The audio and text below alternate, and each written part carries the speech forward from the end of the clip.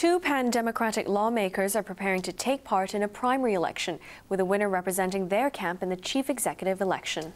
This came as Henry Tang's arch-rival Leung Chun-ying resigned from the board of Singtao News after a clash with the owner. Derek Wong reports. Chief executive candidate Leung Chun-ying said today that he has resigned as a non-executive director of Singtao News Corporation.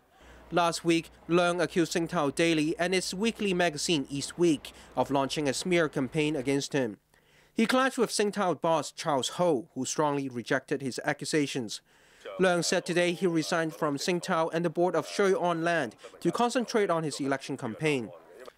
When asked whether he could promise Hong Kong universal suffrage by 2017, he said he would let people know about his stance at the right time.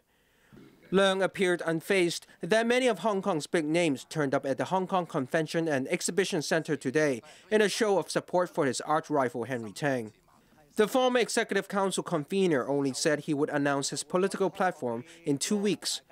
Meanwhile, legislators Frederick Fung of the ADPL and Albert Ho of the Democratic Party got the initial process started today for a primary election on the 8th of next month to see who will represent the pro-democracy camp in the chief executive election. They said public debates before the polls will allow them to state their stance on democracy and other social issues such as housing and the widening income gap. 60 polling stations will be set up across Hong Kong, and all permanent residents will be invited to vote for one of the Democrats. Derek Wong, aTV News. Hong Kong's jobless rate has climbed slightly to 3.4%, although total employment went up in the September to November period. The Labour Minister says the job market is looking good for the festive season, but he warned of pressures to come.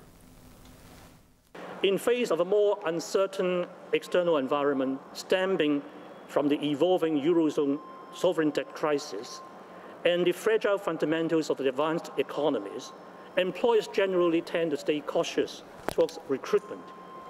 Despite the dip, it's not all bad news in the workforce, as the number of employees went up by 11,000 to an all-time high of 3.65 million.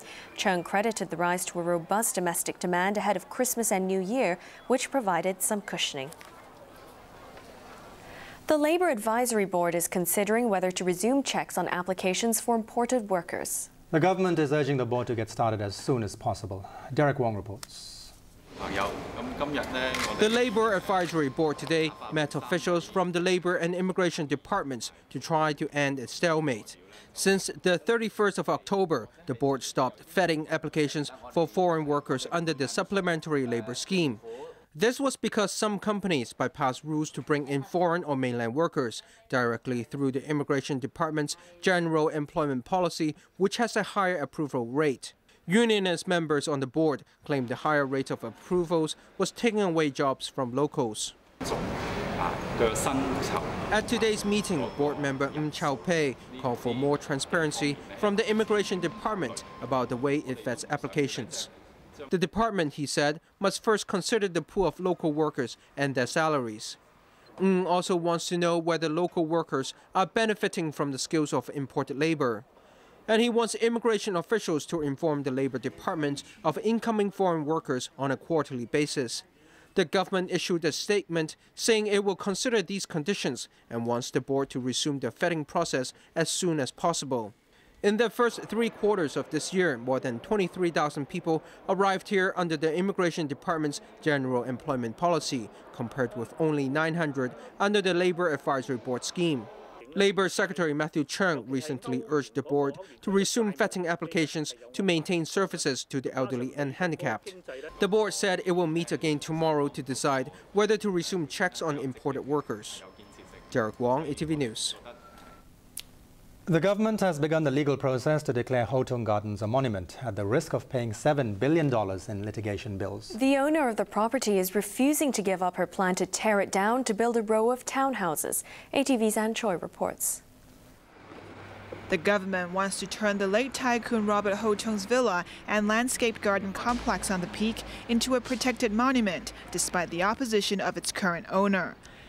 Development Secretary Carrie Lam told lawmakers today that the government has started a legal process before a 12-month temporary monument declaration protecting Hotong Gardens expires at the end of next month.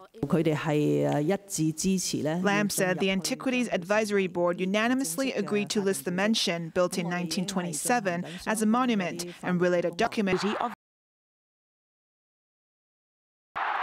Harvey doubled their lead 7 minutes later. Then, before half-time,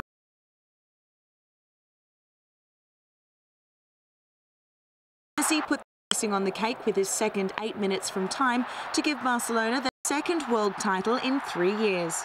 While the packed stadium had hoped that Santos would put up more of a fight, the 4-0 scoreline underlined Barca's superiority. For Barcelona coach Pep Guardiola, it was just another day at the office. It was his 13th title in the 3 years that he has been boss of the Spanish Giants. In France, Paris Saint-Germain had the chance to go to the top of the table when they faced defending champions Lille, but neither side could find the net. The goalless draw meant PSG remained second in France's top division, while Lille are third. And that's our main news for Monday night. I'll be back with an update in 1 hour. I'm Yondon Latu. I'm Britton Clennett. And I'm Heyling Chan. The weather report is next with Ann Choi. Thanks for watching aTV. Good night. Good night.